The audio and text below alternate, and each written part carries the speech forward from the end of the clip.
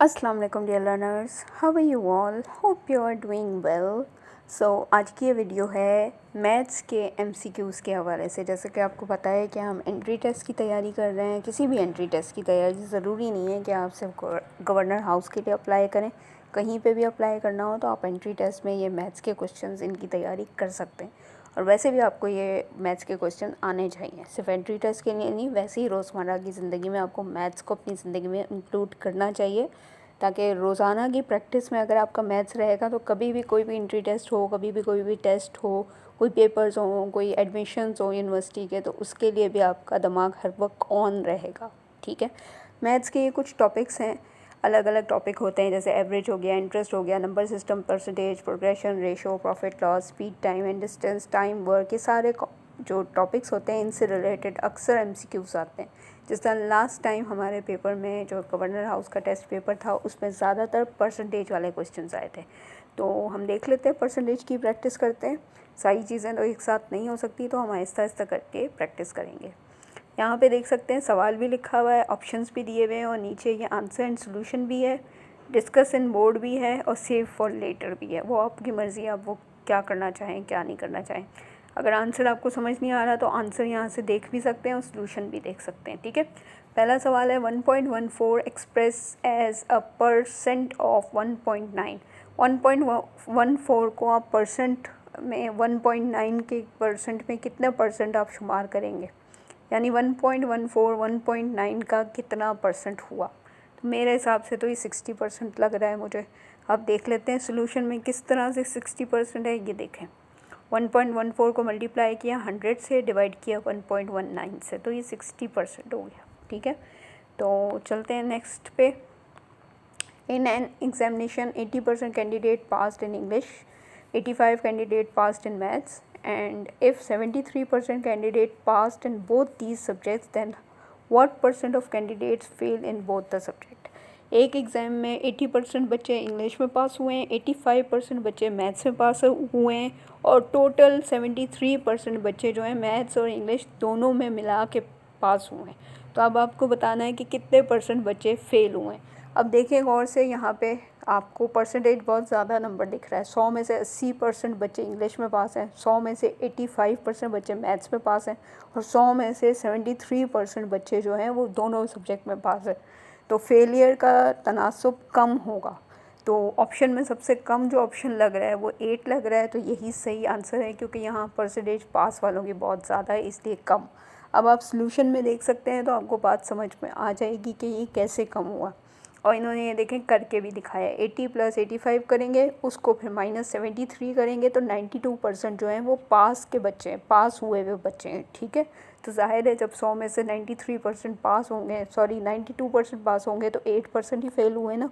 तो ये आपको थोड़ा सा अपना दिमाग लगाना होगा, हर चीज़ आपको सॉल्व करी हुई नहीं मिलेगी, ना ही आपने उधर टाइम वेस्ट करना है सॉल्व करने के लिए, हर चीज़ आपको दिमाग में सॉल्व करनी है। नेक्स्ट आ जाते हैं 0.5% रिटन एज डेसिमल। 0.5% यानी 1/100। 1% होता है 1/100 फ्रैक्शन में। अगर उसको डेसिमल में लिखेंगे तो 1/100 को डेसिमल में कैसे लिखेंगे? अगर आप चाहें तो कैलकुलेटर का इस्तेमाल कर लें, नहीं तो फिर आप अपने दिमाग में भी ये कर सकते हैं 1/100, यानी 1/100 होता है 0.01। और इसको अगर हम आधा कर दें, हाफ़ कर दें, तो 0.005 हो जाएगा। ठीक है, ये मैंने आपको जान के करके दिखाया है, वरना ये आपको आना चाहिए ख़ुद से। ठीक है, यस, ये आप देख सकते हैं।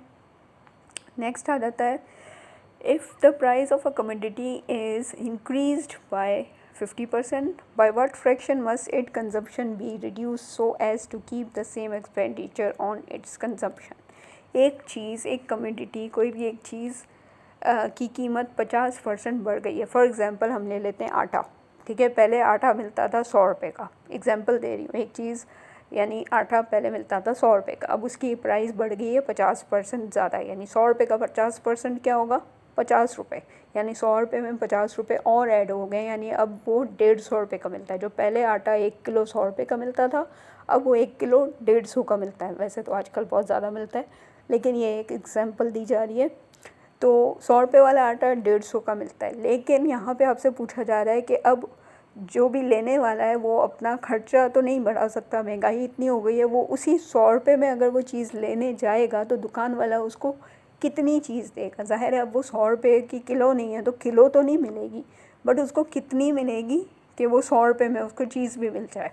ठीक है, वो अपना खर्चा बढ़ाना नहीं चाह रहा, वो उसी खर्चे में अपना पूरत करना चाह रहा है, अपना इस्तेमाल कम कर रहा है। तो मेरे हिसाब से मैं अपने दिमाग से एक तुक्का मार रही हूँ कि 1/3 हो जाएगी, 1/3 हो जाएगी, यानी वो 1 किलो की जगह 1/4 किलो मिलेगा। ठीक है, तो मेरे हिसाब से तो आंसर 1/3 होना चाहिए और वही सही आंसर है। और ये इस तरह के क्वेश्चन फ्रैक्शन में भी आ सकता है और इस तरह का क्वेश्चन परसेंटेज में भी आ सकता है। तो 1/3 का जो परसेंटेज बनेगा वो 33.33 बनेगा। ठीक है, ये मैंने आपको जो एग्ज़ाम्पल दी वही एग्ज़ाम्पल इन्होंने यहाँ पे रख के उसको कैलकुलेट करके बताई है। आप इसको ज़रा और से स्क्रीनशॉट ले लें और इसको देखेंगे तो आपको समझ में आ जाएगी। जो मैंने बात की है वही इन्होंने आपको करके सॉल्व करके बताई है। ठीक है, सॉरी। नेक्स्ट है the pollution of a town increased every year by 4%। एक जगह की पॉपुलेशन जो है वो 4% हर साल बढ़ती है। If it's present population is 50,000, अगर अभी उसकी पॉपुलेशन 50,000 है तो अगले 2 साल में आपको बतानी है कि कितनी होगी। ठीक है, तो 50% अगर अभी है, हर साल 4% बढ़ती है, तो हमें उसको कैलकुलेट करना होगा। इसको भी दिमाग में करें, लेकिन मैं आपको अभी कैलकुलेटर में करके बता रही हूँ। 50,000, या बल्कि नहीं, पहले आपको मैं 4% निकालना सिखा दूँ। 4% ये होता है 4 डिवाइड बाई 100, 0.04। ठीक है, इसको मल्टीप्लाई करेंगे 50,000 से 2,000, यानी हर साल 2,000, पहले साल में 2,000 बढ़ी है पॉपुलेशन। ठीक है, अब 2,000 को हम प्लस करेंगे वही 50,000 में जो एक्चुअल पॉपुलेशन थी, क्या हो गई 52,000, यानी नेक्स्ट ईयर ये हो गई 52,000। अब इस 52,000 को का भी हमें 4% निकालना है, तो इसको मैं डायरेक्ट कर देती हूँ मल्टीप्लाई बाय 4 डिवाइड बाय 100। ठीक है, तो अगले साल बढ़ी है 2080 के करीब इसकी पॉपुलेशन बढ़ी है। अब ये 2080 को हम प्लस करेंगे 52,000 में जो उस साल की पॉपुलेशन थी, तो टोटल मिला के हो गए 54,080। ठीक है, तो ये पॉपुलेशन जो है 54,080 आपका करेक्ट आंसर है। ठीक है, और यही सलूशन में आपको ये देखें, ये उन्होंने एक ख़ास किस्म का फार्मूला लगा के सॉल्व किया है, लेकिन सॉल्व ये ऐसे ही हुआ है। चाहे तो आप इस फार्मूले से सॉल्व कर लें, चाहे तो आप इसी मेरे वाले फार्मूले से सॉल्व कर लें। मेरा वाला फार्मूला इधर इन्होंने लगाया है, लेकिन वो डिवाइड वगैरह करके आपको नहीं दिखाया। ठीक है, नेक्स्ट आ जाते हैं number 6। A and B are 2 fix points 5 centimetre apart. एक लाइन है जो ए पार्ट से लेकर बी पार्ट तक जा रही है, एक लाइन जो 5 सेंटीमीटर की है। ठीक है, and C is a point on A B such that A C is 3 centimetre. और इस लाइन के बीच में एक सी पॉइंट बना दिया है जो 3 सेंटीमीटर का है। ए से लेकर सी तक 3 सेंटीमीटर है और फिर सी से लेकर बी तक 2 सेंटीमीटर है, तो टोटल मिला के 5 सेंटीमीटर की एक लाइन है जिसके बीच में सी एक और पॉइंट है 3 सेंटीमीटर पे। ठीक है, समझ आ गया। If the length of A C is increase by 6%, अगर हम ए सी जो 3 सेंटीमीटर था उसको हम 6% के हिसाब से बढ़ाते हैं तो the length of C B कितना कम हो जाएगा। जो सी से लेके बी तक पहले 2 सेंटीमीटर था वो कितना कम हो जाएगा, क्योंकि हम ए से लेके सी तक 6% बढ़ा रहे हैं तो ज़ाहिर है दूसरे पार्ट का हिस्सा कम होगा ना। तो ये आपको देखना है कि कितने % वो कम होगा। इसके लिए मैं डायरेक्ट सोल्यूशन पे चली जाती हूँ। इन्होंने देखें ये लाइन बना के दिखाई है, ए से लेके सी तक 3 सेंटीमीटर और सी से लेके बी तक 2 सेंटीमीटर। ठीक है, अब इसको सोल्यूशन उन्होंने कैसे किया है कि अगर इंक्रीज़ होगा 6% ए से लेके सी तक तो हम इसको इस तरह से मल्टीप्लाई कर लेंगे। 6 मल्टीप्लाई बाय 3/100 होना चाहिए वैसे तो ये, if I am not wrong. देखते हैं 6 मल्टीप्लाई बाय 3/100, हाँ वही कह रही हूँ। ये इन्होंने 106 क्यों लिखा है इसको आप भूल जाएं थोड़ी देर के लिए, ये सिर्फ 6 मल्टीप्लाई बाय 3/100 है। ठीक है, तो इसको इन्होंने यानी कि 0.18 सेंटीमीटर 3 सेंटीमीटर में ऐड इन करेंगे, यानी 6% जो है वो इस तरह से बढ़ेगा। 3.118 सेंटीमीटर ए से लेके सी तक हो जाएगा। ठीक है, उसके बाद अगर हम सी से बी तक हिसाब लगाएंगे तो ज़ाहिर है इतना ही कम होगा, जितना उसमें बढ़ेगा उतना दूसरी तरफ से कम होगा ना। तो दूसरी तरफ से हम उसको कम करेंगे तो वो कितना परसेंट होगा, तो 0.18 को हमने 2 से डिवाइड किया क्योंकि सी से लेके बी तक क्या था 2 सेंटीमीटर था, ठीक है। तो जब हमने इसको 2 से डिवाइड किया और उसको मल्टीप्लाई 100 किया तो हमें ये इसकी परसेंटेज मिल गई कि ये 9% कम हुआ है। इसका दूसरा फार्मूला भी देख लीजिए, अगर दूसरी तरह से आप देखना चाहें तो वो भी आपके पास तरीका है। ये इस तरह से आपका ये सॉल्व हो जाएगा, ठीक है। तो ये वही तरीका, चाहे उस तरफ से कान पकड़ें चाहे इस तरफ से कान पकड़ें, आपका आंसर सेम ही आएगा। 9% आपका आंसर है, सही है। मैथ्स में एक अच्छी बात है कि आप जिस मेथड से भी सॉल्व करें आपका आंसर सही आता है, अगर आपने सही सॉल्व किया होगा। अगर आपने गलत सॉल्व किया होगा तो हर मेथड से आपका अलग अलग आंसर आएगा। मैथ्स की अच्छी बात है, मैथ्स में आप अपनी मर्ज़ी से कुछ नहीं कर सकते। हर चीज़ का एक लॉजिक होता है, एक फार्मूला होता है, एक तयशुदा एक चीज़ होती है, ठीक है। आप अपने दिमाग से कोई चीज़ ऐड सब्ट्रैक्ट माइनस प्लस नहीं कर सकते जब तक कि वो एक तयशुदा चीज़ के तहत ना हो, ठीक है। जब आप उस तयशुदा चीज़ के तहत किसी भी मेथड से चीज़ फार्मूला लगाएं या आप कैसे भी सॉल्व करें, आपका आंसर हर तरह से एक ही आना चाहिए। ये मैथ्स का रूल है और यही मैथ्स की वजह से ये दुनिया अपनी जगह पे कायम है। ये पूरा यूनिवर्स, पूरी कायनात अपनी जगह पे कायम है। अगर एक पॉइंट भी कोई चीज़ इधर से उधर हो जाएगी ना तो पूरी दुनिया, पूरी कायनात तबाह हो सकती है। अल्लाह की कुदरत है, ठीक है। इसलिए मैथ्स को ना दुनियावी तालीम ना समझें, मैथ्स बाकायदा अल्लाह की तरफ से है, ठीक है। तो इसमें अपनी तरफ से कोई चीज़ ऐड ना किया करें, ये मेरा आपको एक मशवरा है।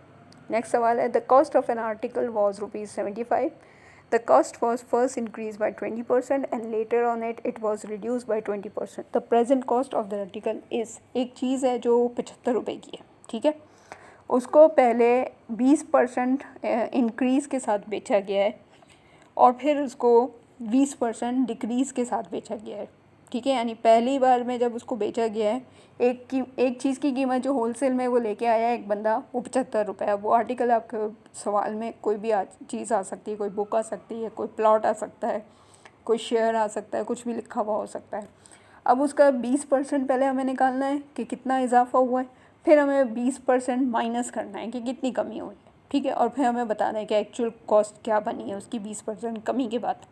तो हमने इसका 20% निकालना है। इसके लिए भी कैलकुलेटर की ज़रूरत होगी, अपने दिमाग में भी कर सकते हैं आप। 20% मतलब कि 20/100 ये बनता है 20%। इसको मल्टीप्लाई करेंगे 75 से तो 15 रुपये। पहले जो उसने बेचा है वो 15 रुपये इजाफे के साथ बेचा है, यानी 75 रुपये में 15 रुपये मैं ऐड कर रही हूँ तो 90 रुपये का पहले उसने बेचा है। अब जब दोबारा बेचा है तो वो 20% नुकसान में बेचा है। अब इसका 20% निकालेंगे, 90 का 20% निकालेंगे, 75 का नहीं निकालेंगे अब, ठीक है।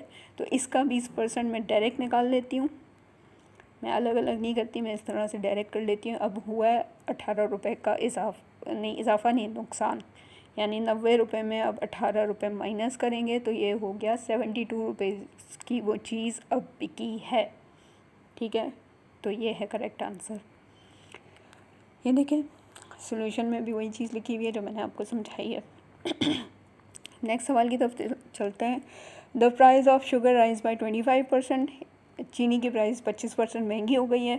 ये तो हमारी बातें हो रही हैं। If a family wants to keep their expenses on sugar the same as earlier. अगर फैमिली चाहती है कि वो अपने शुगर का ख़र्चा जो है पहले जैसा ही रखे तो फैमिली को क्या करना पड़ेगा, उस शुगर के इस्तेमाल को कम करने के लिए। ज़ाहिर है उसका इस्तेमाल कम करेंगे तभी पहले के ही खर्चे में शुगर आएगी ना, क्योंकि अब तो महंगी हो गई है। ये पहले की तरह का ही सवाल है लेकिन थोड़ा सा मुख्तलिफ है, तो इसको आप ज़रा मुख्तलिफ समझ के, नया सवाल समझ के ही कीजिएगा।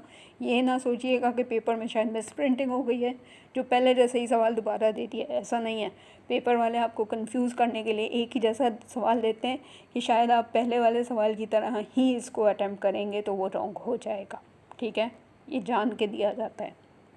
तो सवाल है कि अगर शुगर जो है पहले मिल रही थी 100 रुपये की, ठीक है, अब उसमें 25% इजाफा हो गया, यानी कि अब वो कितने की हो गई है, हाँ 125 रुपये की, ठीक है। लेकिन फैमिली को वही 100 रुपये की शुगर चाहिए तो पहले तो वो 1 किलो मिल जाती थी 100 रुपये में, अब 125 रुपये किलो हो गई है, तो 100 रुपये की तो किलो तो नहीं मिलेगी ना। तो अब उन्होंने फैमिली ने कितनी कम करनी है शुगर, ये पूछा जा रहा है। ये नहीं पूछा जा रहा कि वो 100 रुपये की दुकान वाला कितनी देगा, ये नहीं पूछा जा रहा। ये पूछा जा रहा है कि फैमिली अब उसका इस्तेमाल कितना हद तक कम कर दे, कितना % कम कर दे, तो उसको वही 100 रुपये में शुगर उसके लिए काफ़ी होगी। तो यानी कि अब उसको 25% कम होनी चाहिए, 20% कम होनी चाहिए, 80 होनी चाहिए, 75 होनी चाहिए। आप बताएं। 25? अच्छा, मुझे तो 20 लग रहा है।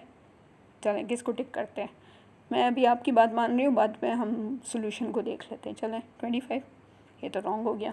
20, ये देखिए सही हो गया ना। कैसे सही हुआ आप देखते हैं, सोल्यूशन देखते हैं। Let the initial expense of sugar would be 100। Assume कर लेते हैं कि 100 रुपये की पहले शुगर मिलती थी, अब उसमें इजाफा हो गया 25%, तो वो हो गई 125 रुपये की। लेकिन घर वालों को तो वही हमें 100 रुपये की ही चाहिए ना, तो वो 25 रुपये एक्स्ट्रा नहीं देंगे, वो तो वही 100 रुपये की देंगे। तो 25/125 मल्टीप्लाई बाय 100। तो ये हमें देखनी है कि जब 25 रुपये कम करके देंगे, ठीक है, और वो कितना % बनेगा, तो वो 20% कम बनेगी। ठीक है, जो पहले 1 किलो मिलती थी, अब वो 20% कम मिलेगी चीनी उनको। तो ये हिसाब किताब है, ये आप देख लीजिए, इस तरह से करना पड़ता है। अब आप बोलेंगे 25 क्यों नहीं, 20 क्यों, तो ये हिसाब करके देख लें। मैथ्स है, अभी मैंने थोड़ी देर पहले बताया ना, मैथ्स में अपना हिसाब किताब तुक्का नहीं चलता। मैथ्स में जो तयशुदा बात होती है, सिर्फ वही करेंगे तो सही आंसर आएगा। अपनी तरफ से XYZ लगाएंगे तो कुछ नहीं आएगा। ठीक है, नेक्स्ट है, each side of a rectangular field diminished by 40%। एक रेक्टेंगुलर फील्ड है, रेक्टेंगल आपको पता है ना, लंबाई में एक चीज़ होती है और चौड़ाई उसकी कम होती है। एक लंबाई में रेक्टेंगुलर एक खेत है या एक ग्राउंड कह लें, फील्ड है, खेत कह लें, जो कि डिमिनिश्ड हो गया 40%, जो कि समझ लें डिमिनिश मतलब तबाह हो गया, ख़राब हो गया साइडों से 40%। ठीक है, by how much % is the area of the field diminish. लेकिन आपको बताना है कि टोटल एरिया उस फील्ड का कितने % डिमिनिश हुआ है, टोटल एरिया। ठीक है, यहाँ तो आपको सिमिलरली बताया कि 40% वो डिमिनिश हो गया, लेकिन आपको एरिया कैलकुलेट करना है रेक्टेंगुलर का। इसमें एरिया का फॉर्मूला लगता है रेक्टेंगुलर का, तो इसके लिए मैं डायरेक्ट सोल्यूशन में जा रही हूँ ताकि आपको बात समझ में आ जाए। तो हम और इस ओरिजिनल जो लेंथ हम अज्यूम